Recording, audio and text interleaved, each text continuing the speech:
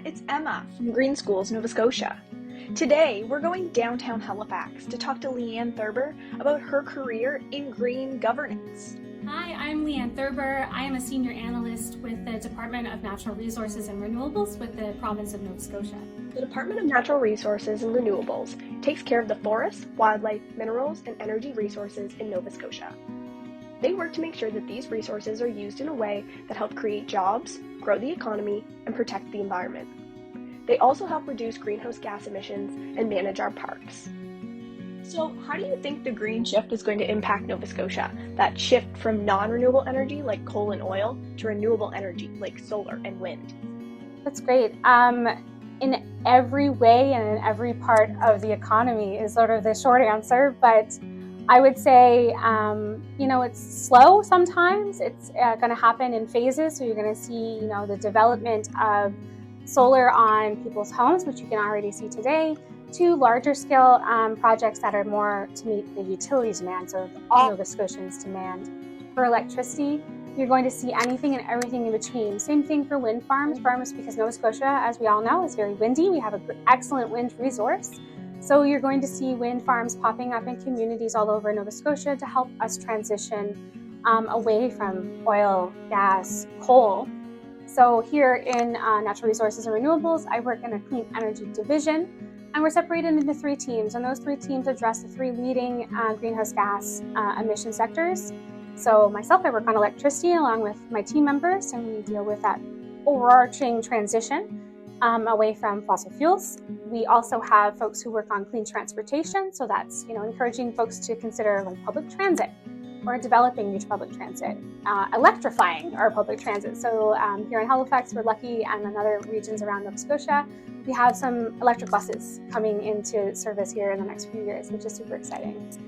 As well, electric ferries. And then last but not least is our building sector. So if you look outside and you can see all kinds of different condos and office spaces and restaurants and different things here in downtown Halifax, it's making sure that those buildings are built what we call up to code, and making sure that they have, considered all of the different things that will help keep energy inside, heat inside, and not leak out through windows, as well as putting in energy efficiency products, whether that's lights or those kinds of things. And even something as simple as new builds. If you're thinking about putting a roof on there, is it ready for solar?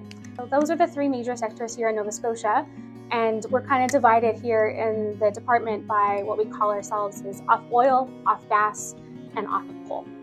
And that's how everything we do basically boils down to trying to transition the entirety of those economies, those sectors, away from fossil fuels. What does your typical day look like here?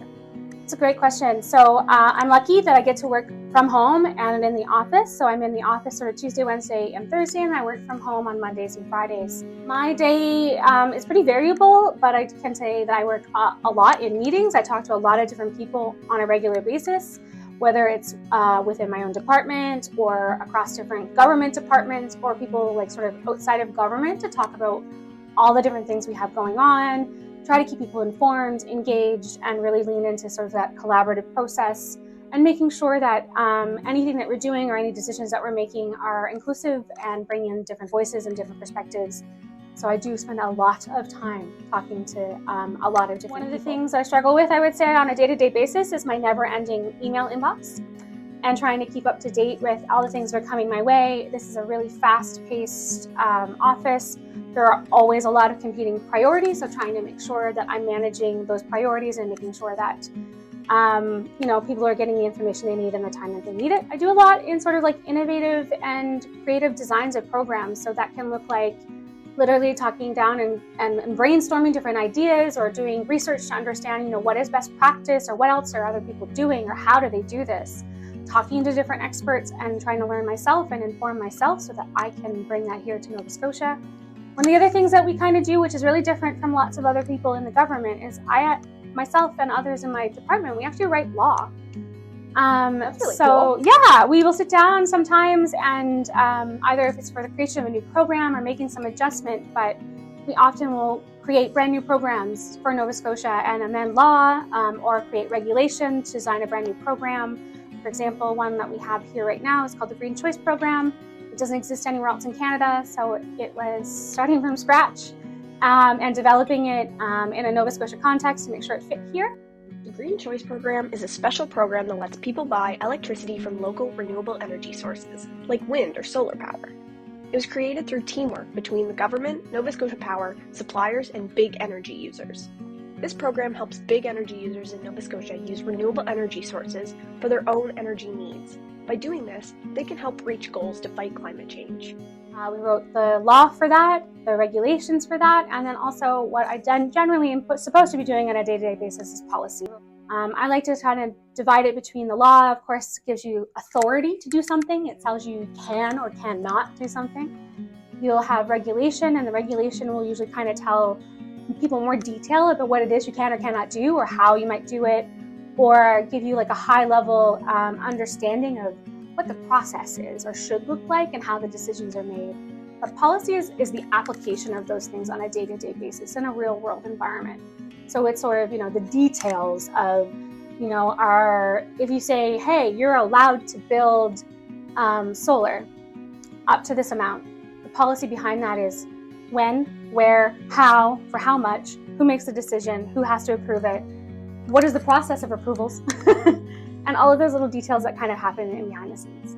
Oh, that sounds really fun. So we talk a lot about how there are a lot of indirect pathways and some planning that we don't normally have in our life for our career path. So what was your pathway to get here? That's a great question, and I will say my path was pretty indirect. As I mentioned, I wasn't planning on working for government, and my background is honestly in the marine environment. So working on energy and climate change was never really part of the plan. After I graduated from high school, I went to Dalhousie University, and I actually was in acting in the first year in the theater program.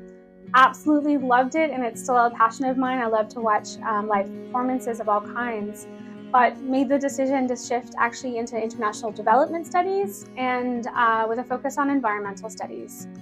One of the things I think that was really valuable that I took out of that was understanding really complex, interconnected social systems and how all of those different things can have a role in the real world application of policies or programs or things that people are doing and the impact on people's lives.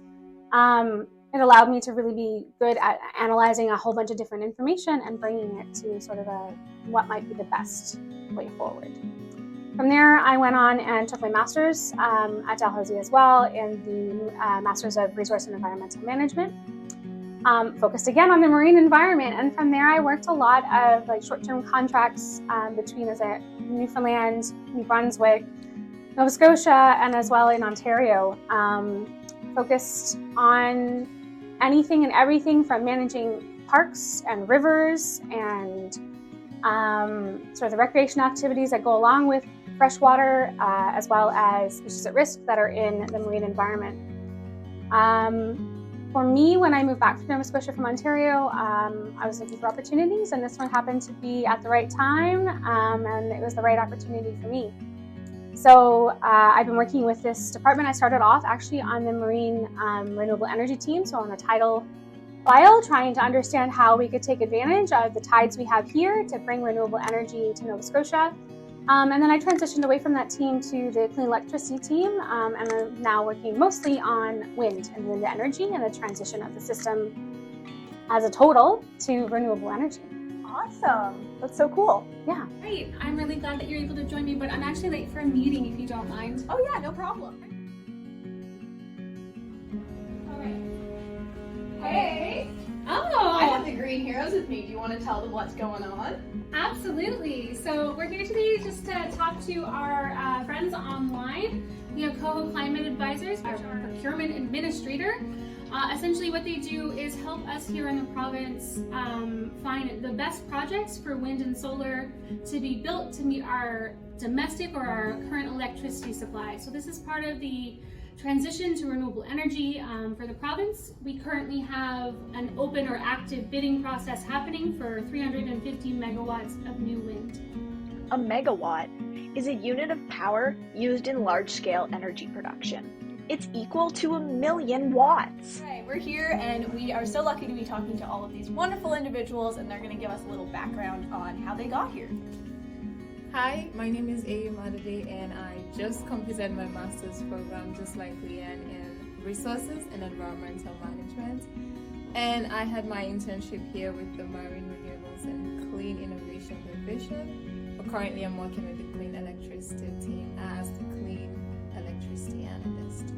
Hi, I'm Shauna Eason. I'm the manager of our Business Investment and Export Development group here at Natural Resources and Renewables. My background is actually science, chemistry, math, and physics, and yes, I ended up in government. And I work with companies and help them to grow, expand, and export outside of Canada, specifically companies in the renewable energy sector. I've also worked with municipalities, not-for-profits, and industry associations until I ended up here. Thank you so much, Leigh-Anne, for having me here at the Department of Natural Resources and Renewables. I loved learning about how Nova Scotia is shifting its energy sources from coal, oil, and natural gas to solar and wind. Now it's time to hear from our students and see what questions they might have for Leigh-Anne.